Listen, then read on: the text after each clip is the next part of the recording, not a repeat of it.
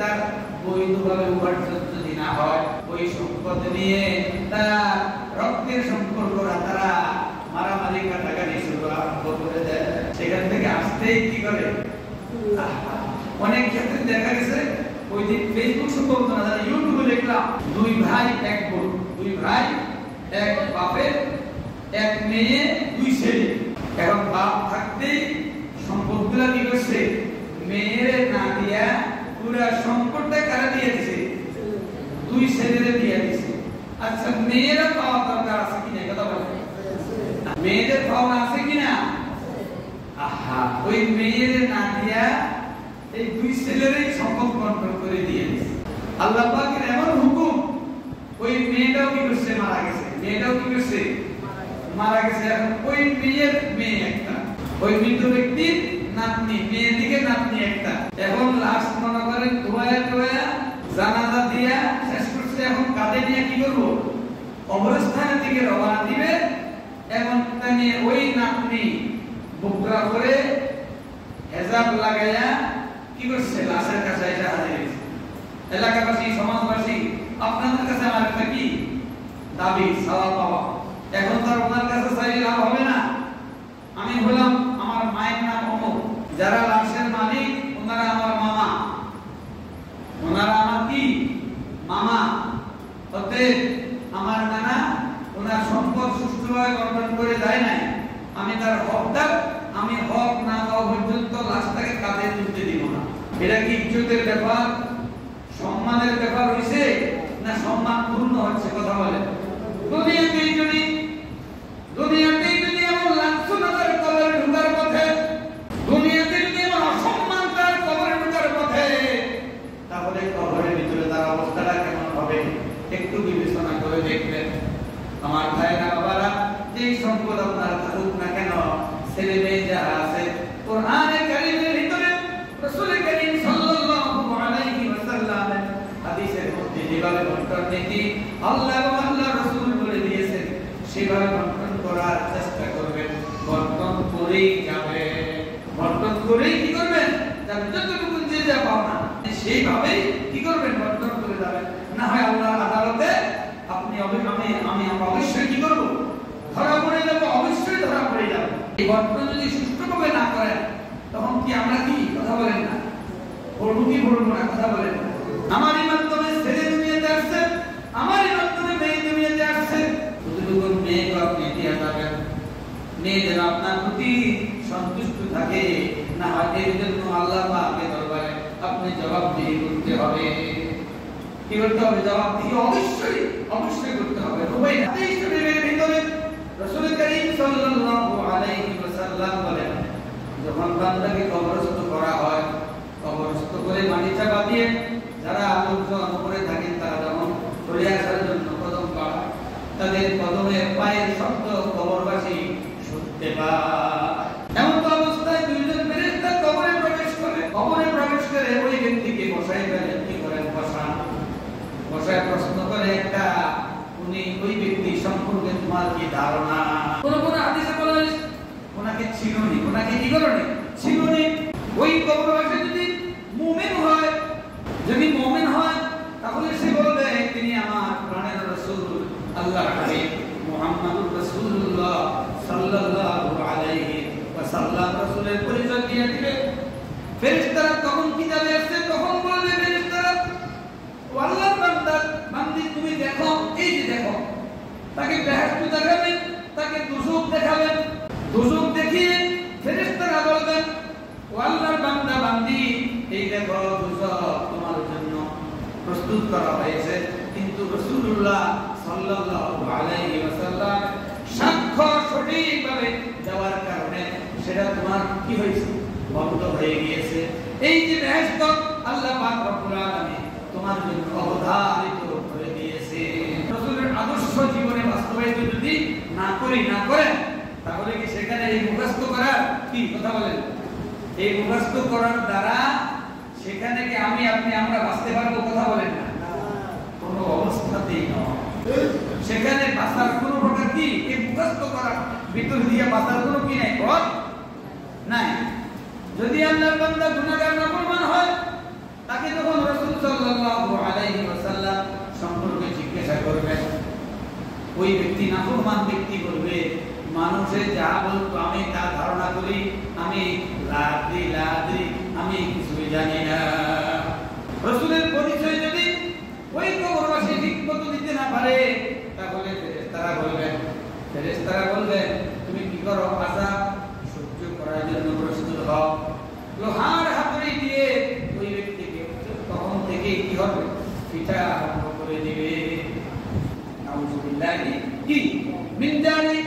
রাসূলুল্লাহ সাল্লাল্লাহু আলাইহি ওয়াসাল্লাম অন্য হাদিসে বলেন, কোন মৃত ব্যক্তির জানাজায় রাসূল যখন হাজির হতেন, দাফন কাফন সম্পন্ন করে সাহাবায়ে কেরাম যারা উপস্থিত থাকতেন তাদেরকে নিয়ে কবরের পাড়ে দাঁড়াইতেন। কবরের পাড়ে কি করতেন?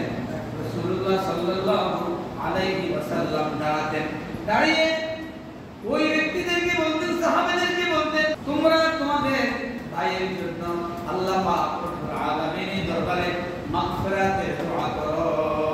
কি করো? তোমরা তোমাদের ভাইয়ের জন্য এই মুহূর্তে কিসের দোয়া করো? মাগফিরাতের দোয়া করো।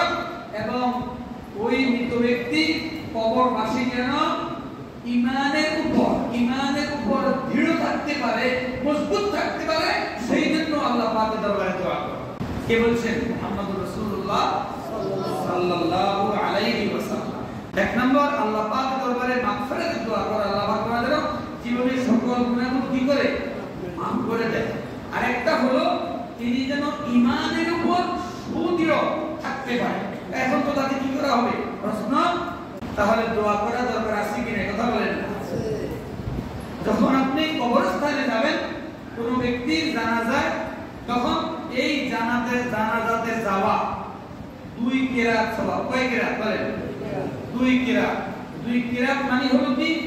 উহুদ পাহাড়। যারা মক্কায় গেছেন, যারা হজ পালন করছেন, এমনিতেও মক্কায় মনে করেন সৌদি আরব যারা গেছেন, উহুদ পাহাড় যারা দেখছেন তারা তো বলতো কত বড় পাহাড়। আর পাহাড় তো মাটি দিয়ে না, কিন্তু মাটি দিয়ে কি দিয়া? পাথর, বড় বড় পাথর। মাটির চাইতে পাথরের ওজন কম না বেশি? কথা বলেন। আমাকে যারা প্রত্যক্ষদর্শী দেখিয়েছে বলেন প্রায় 3.5 মাইল লম্বা। উহুদ পাহাড়টা প্রায় কতটুকু? 3.5 মাইল লম্বা। এই উহুদ পাহাড় পরিমাণ স্বর্ণ মুদ্রা আল্লাহ রাস্তায় দান করলে যে সওয়াব, ওই পরিমাণ সওয়াব লাভ হয় যদি আপনি কোন মুসলমান পুরুষ মহিলার জানাজায় গিয়ে কি হন? শরীক হন। সুবহানাল্লাহ বলবেন না? এটা কিন্তু যাওয়াটা ফরজ নয়। কি নয়? ফরজ, ওয়াজিব নয়, ফরজে কিফায়া। ফরজে কি? আপনি যদি যান তাহলে কি হবে? সওয়াব হবে, আর না গেলে গুনাহ হবে না। কয়েকজন মিলে যদি সেই কাজটুকু সম্পাদন করে দেয় তাহলে কি হয়ে যাবে? আদায় হয়ে যাবে। কিন্তু যদি চাই, সময় থাকে, সুযোগ থাকে, বিশেষ কোনো অন্য কোনো প্রয়োজন যদি এমন না হয়, তাহলে আমরা যদি উপস্থিত হই ওই জানাজায়, সওয়াব কতটুকু? উহুদ পাহাড় পরিমাণ। এই হাদিসের ব্যাখ্যা বিভিন্ন ভাবে বলছেন দান খয়রাতের মালামাল ওইরকম যদি স্তূপীকৃত করা হয়, স্তূপ দেওয়া হয়, কোন পরিমাণ? উহুদ পাহাড় পরিমাণ। যত উঁচা, ওজনে যেরকম ভারী হবে, এরকম যদি মালামাল ধন সহায় সম্পদ আল্লাহর রাস্তায় দান করে দিলে যে পরিমাণ সওয়াব হবে, ওই পরিমাণ সওয়াব আল্লাহ পাক একজন মুমিন পুরুষ মহিলার জানাজার নামাজে উপস্থিত হলে ওই পরিমাণ সওয়াব আল্লাহ পাক দান করেন। সুবহানাল্লাহ। এই জানাজায় যাওয়ার আবাসে কি কথা বলেন না? রাসূল কি বলেন? তোমরা যখন উপস্থিত হবা তখন তোমাদের ওই ভাইয়ের জন্য আল্লাহ পাকের দরবারে মাগফিরাতের কি করবা? মাগফিরাতের দোয়া করবা। মাগফিরাতের দোয়া করবা আল্লাহ পাক। আরেক কিরাত শুনবেন না? এক কিরাত হলো উপস্থিত হলে, জানাজার নামাজে কি হইলে? উপস্থিত হইলে এক কিরাত সওয়াব। কিরাতের মূল্যায়ন তো বুঝছেন না? বুঝেন না? আরেক কিরাত হলো যে শেষ পর্যন্ত থাকার সময় থাকে, সুযোগ থাকে, আমরা যদি কি 3 মুঠো মাটি যদি কবরে দিতে পারি, মিনহা খালাকনাকুম ওয়া ফিহা নুঈদুকুম ওয়া মিনহা নুখরিজুকুম তারাতান উখরা। মিনহা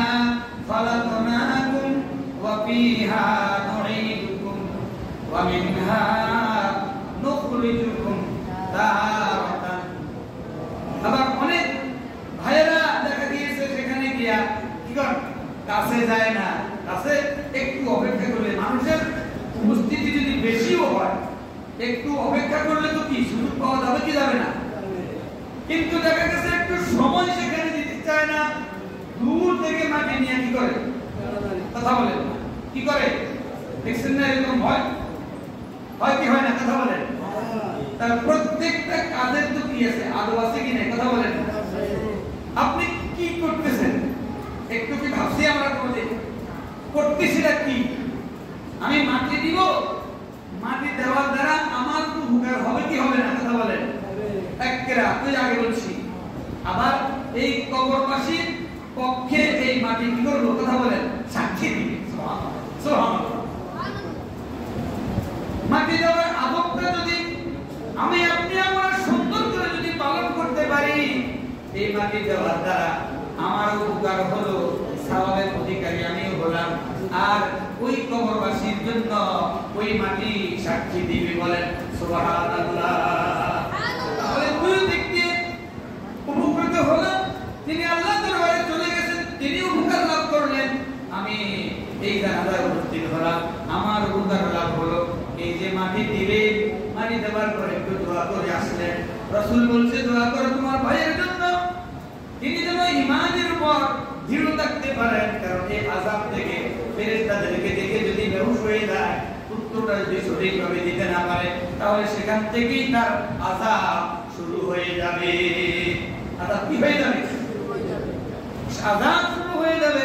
সেই জন্য তোমার ভাইদের জন্য দোয়া করে আসো। তার 2 নম্বর কেরাত হলো, দ্বিতীয় নম্বর কেরাত হলো, যদি আমি 3 মুঠ মাটি দিয়ে একটু দোয়া করে আসি, আবার বহুত পাহাড় পরিমাণ স্বর্ণ মুদ্রা আল্লাহর রাস্তায় দান করলে যে সওয়াব, ওই সওয়াব আমার আপনার আমলনামার মধ্যে আল্লাহ পাক দান করে দিবে। তাহলে জানাজায় গেলে কয় কেরাত সওয়াব কথা বলেন? উপস্থিত হলে 1 কেরাত। আর কি করি, যদি মাটি 3 মুঠো দিয়া একটু দোয়া করে আসি, আরেক কেরাত সওয়াব। যদি আমাদের সময় হয়, আমার ইমার্জেন্সি কোনো জরুরত থাকলে, দেখা যাচ্ছে আমি জানাজায় শরীক হওয়ার লাগে গেলাম, দেখা যাচ্ছে আমার কি ঘরের মধ্যে রুগী, তাকে নিয়ে আমি দোকান যাইতে হবে, বা ইমার্জেন্সি কোনো কাজ আছে, তখন আমি কি করতে পারি, চলে আসতে পারি, কোনো বাধা নেই। কি বাধা আছে এই কথা বলে? কিন্তু যদি আমার সময় থাকে, সুযোগ থাকে, এই সওয়াবটুকু আমার লাভ করা দরকার আছে কি না কথা বলেন। আল্লাহ পাক রব্বুল আলামিন সেই কবর সম্পর্কে আমরা যেন গাফিল না হই। আল্লাহ পাক রব্বুল আলামিন বলেন আলহাকুমুত তাকাসুর হাত্তা যুরতুমুল মাকাবির। মাকাবির মানে কবর। আল্লাহ পাক কি বললেন এখানে? বললেন সম্পদের লিপ্সা, লালসা তোমাদেরকে এমন ভাবে আচ্ছাদিত করে ফেলেছে, এমন ভাবে তোমরা পরকাল সম্পর্কে বেখবর হয়ে গেছো, সম্পদের লাভ লোভে পড়ি, সম্পদের লালসায় পড়ি, তোমরা এত ডুবে গেছো, এই অবস্থায় তোমরা হাত্তা যুরতুমুল মাকাবির, তোমরা এই অবস্থা নিয়ে কবরে পর্যন্ত কি হও, ঢুকে যাও, কিন্তু পরকাল সম্পর্কে একটু চিন্তাও তোমরা করো না। আলহামদুলিল্লাহি রাব্বিল আলামিন আল্লাযী আল্লামাল ইনসানা মা লাম ইয়ালাম ওয়াসসালাতু ওয়াসসালামু আলা রাসূলিহিল কারীম মদিনাতিল ইলম ওয়া আলা আসাসিহাল হযরত আবী বকর সিদ্দিক রাদিয়াল্লাহু আনহু ওয়া আলা মাজহারি আজলিহিল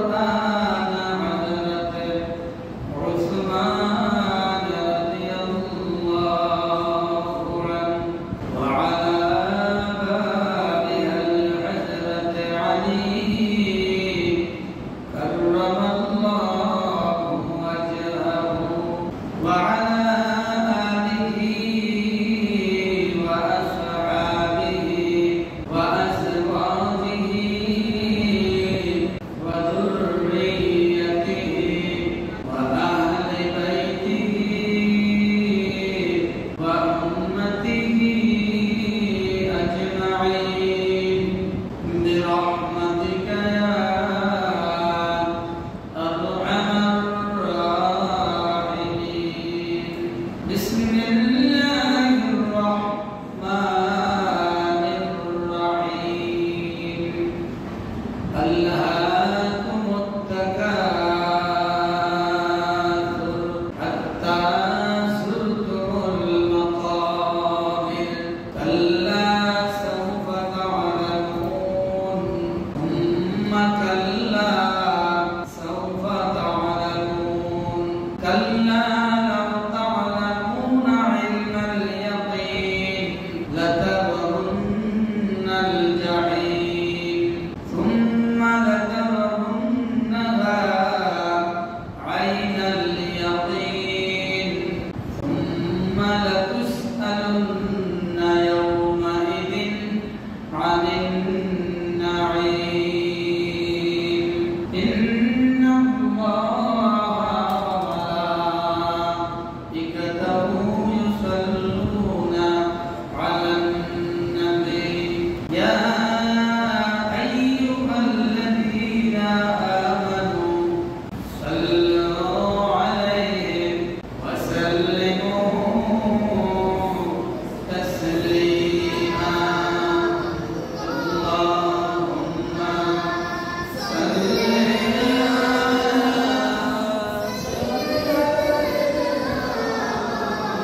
مولانا محمد وعلى آله سيدنا مولانا محمد اللهم صل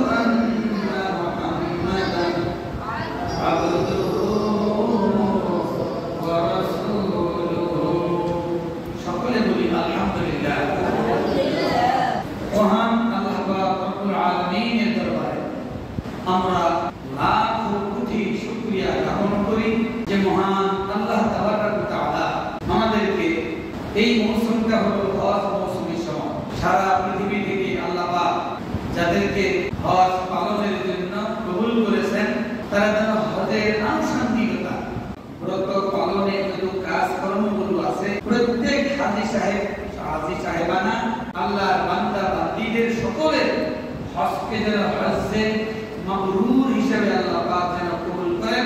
সকলে বলেন আমিন। এবং যারা হাজারো চেষ্টা করে যেতে পারে নাই, আগামী দিনে যাওয়ার তৌফিক আল্লাহ পাক তাদেরকে দান করেন। যাদের অর্থ সম্পদ নাই, তাদের মাঝেও দেখা গেছে অনেক সময় আল্লাহ পাক তাদের কপাল খুলে দিয়েছেন, তারাও হজ পালন করে ফেলে, কিন্তু সামর্থ্য নাই, হজ তার উপর ফরজ হয় না, কিন্তু আল্লাহ পাক তাকে কি করছেন? কবুল করে ফেলেছেন।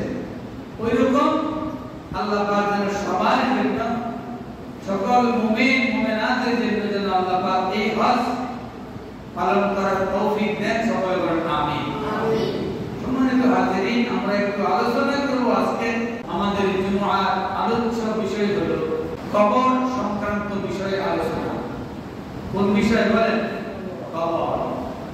সেই জায়গায় কি আমাদের যেতে হবে কি হবে না বলেন?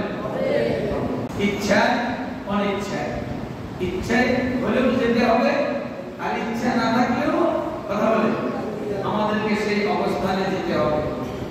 এই সম্পর্কে আমাদের আজকের আলোচনা ইনশাআল্লাহ। আমি আপনাদের খেদমতে সূরাতুত তাকাসুর সূরা তিলাওয়াত করেছি। এই সূরাতে কবর সম্পর্ক বিষয়ে আল্লাহ পাক কি আল্লাহর বান্দা বান্দীদেরকে জানিয়ে দিয়েছেন। এখানে আমাদের যেতেই হবে। রাসূলুল্লাহ সাল্লাল্লাহু আলাইহি ওয়াসাল্লাম বলেছেন যে কবর যে অবস্থানটা, এটা হলো আখিরাতের পথে প্রথম মসজিদ। আখিরাতের পথে কি প্রথম স্টেশন, প্রথম অবস্থান স্থল।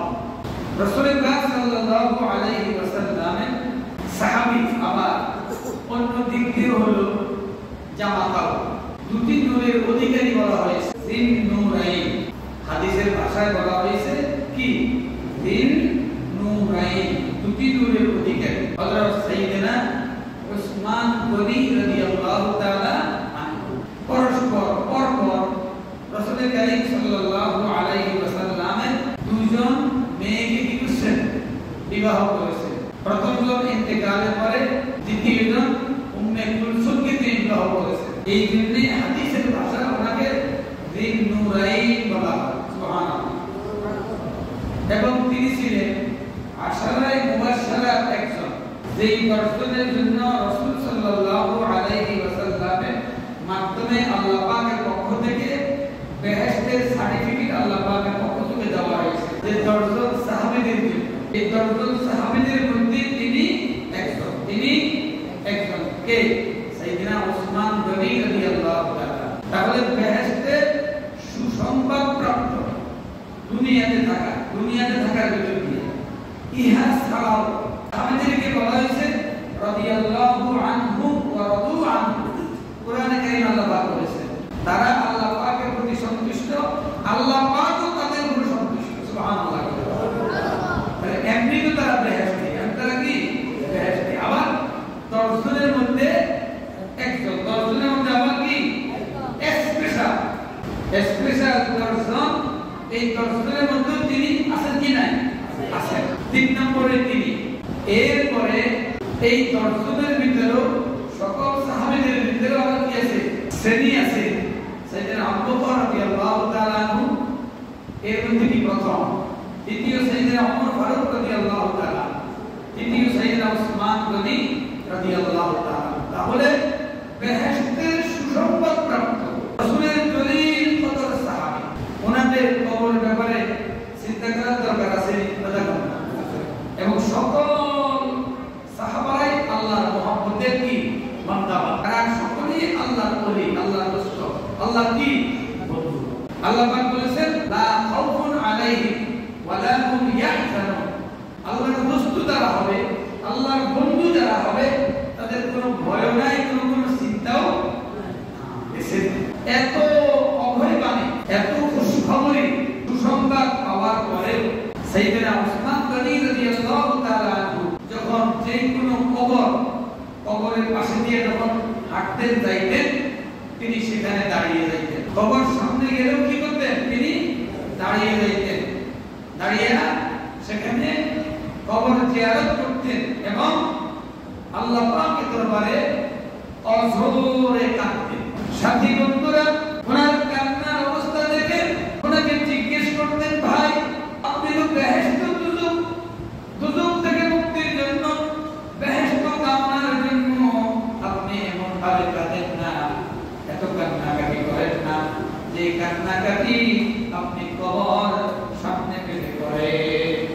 কবরস্থান, কবর দেখলে আপনি যেরকম অঝরে কাঁদতেন, বুক ভেসে যায় আপনার চোখের পানিতে, এমনকি কিতাবে আসছে তিনি এত কান্না কাঁদতে বেহুশ হয়ে মাটিতে গড়া করে দিতেন। বেহুশ হয়ে মাটিতে গড়া করে দিতেন।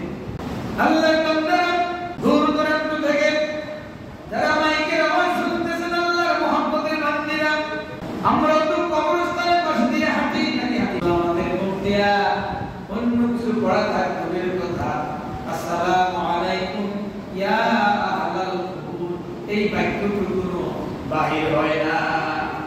আপনি যখন কোন কবরস্থানের পাশ দিয়ে যাবেন, ওই কান, ওই দিল, ওই অন্তর আমাদের মাঝে নাই, ওই কান আমাদের নাই, ওই অন্তর আমরা সৃষ্টি করতে পারি না, আমরা অন্তর দিয়ে উপলব্ধি করতে পারি না, কান দিয়ে আমরা শুনি না। কিন্তু কবরের পাশে দিয়া যখন আপনি যান, কবরবাসী আপনাকে বিনয়ের সাথে ডেকে ডেকে বলে, ও আল্লাহর বান্দা পথিক, ও আমার ভাই, ও আমার বাবা, ও আমার চাচা, এমনি ভাবে আমাকে আপনাকে আহ্বান করে কবরবাসী আমার পাশ দিয়ে যাচ্ছ, কিছু পড়ে আমার রূহানিয়াতে তুমি সওয়াব বখশিশ করে যাও, আমার রূহানিয়াতে সওয়াব বখশিশ করে তুমি যাও। তোমার মতো আমিও দুনিয়াতে ছিলাম, কিন্তু আজ আমি কবরের বাসিন্দা, তুমি দুনিয়াতে আসো। আল্লাহর বান্দা, ও পথিক, তুমি আমার জন্য কিছু হাদিয়া পাঠাও। শ্রবণ করার সে কান আমাদের নাই, অন্তর দিয়ে উপলব্ধি করার অন্তর আমাদের নাই, তাই আমরা শুনি না, বুঝি না। সাইয়েদনা উসমান গনি রাদিয়াল্লাহু তাআলা এরকম কবর ফেলে তিনি কাঁদতে কাঁদতে বেহুশ হয়ে যেতেন। সাথী বন্ধুরা জিজ্ঞাসা করতেন, এত কান্না কেন কাঁদতেন? তিনি আরো হুকড়ে হুকড়ে কাঁদতেন আর বলতেন, আমার সাথী বন্ধুরা তোমরা কি জানো না রাসূলুল্লাহ সাল্লাল্লাহু আলাইহি ওয়াসাল্লাম এই কবর সম্পর্কে কি বাণী তিনি বলেছেন? তিনি না বলেছেন আখিরাতের মঞ্জিল সমূহের মধ্যে এই কবরটা হবে প্রথম মঞ্জিল, প্রথম স্টেশন, প্রথম অবস্থান স্থল। আল্লাহর কোন মুমিন বান্দা বান্দি যদি প্রথম স্টেশন থেকে নিরাপদে ক্লিয়ারেন্স পায়, যদি নিরাপদে এখান থেকে বাহির হওয়া অনুমতি যদি পায়, বাকি ঘাটিগুলা তার জন্য আল্লাহ পাক কি করবেন? সহজ করে দিবেন।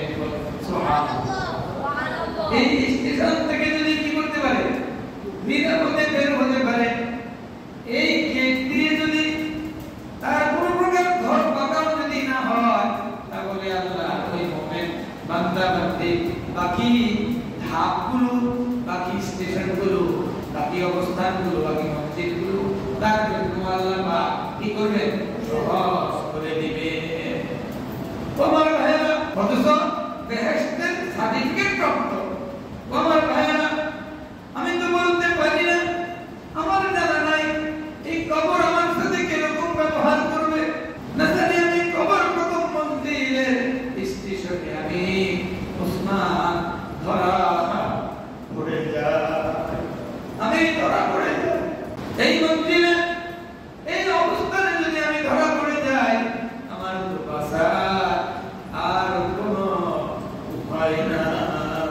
সেই জন্য আমি কাঁদি, আল্লাহ পাক আপন রহম করবেন, আল্লাহ পাক অনুগ্রহ করেন, আল্লাহ পাক একটু দয়া করে এই প্রথম মন্দির আমার জন্য সহজ করিয়া দেন। তাহলে আমাদের কান্নার দরকার আছে কি না? কথা বলেন। আমাদের আল্লাহ পাকের কাছে দোয়া করার দরকার আছে কি? কথা বলেন। দোয়া করার বাবারা দোয়া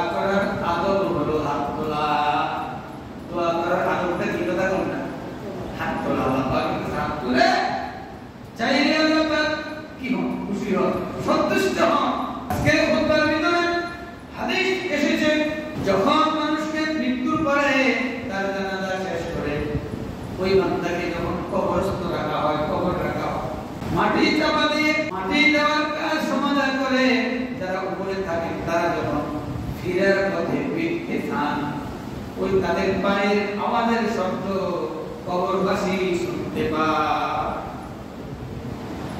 আমরা তো কি করছি, মরে গেছে মাটি দিয়ে গেছে, একই কথা কথা আমাদের এটা না কথা কথা বাস্তবতা, বাস্তবতা মারা গেছে যে করণীয় যাহা করণীয় তাহা আমরা শেষ করে কি করলাম, সেখানে সমাহিত করে বাড়ির পথে ফিরতেছি।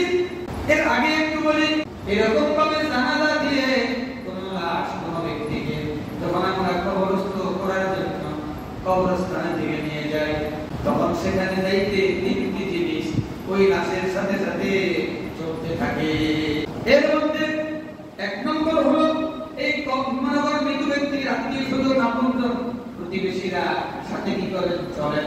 দুই নম্বর হলো দুনিয়াতে যারা ওই বান্দা বান্দি অর্জন করেছেন, সহায় সম্পদ, টাকা পয়সা, ধন সম্পদ যাহা সে অর্জন করেছে তাহাও তার সাথে সাথে যায়।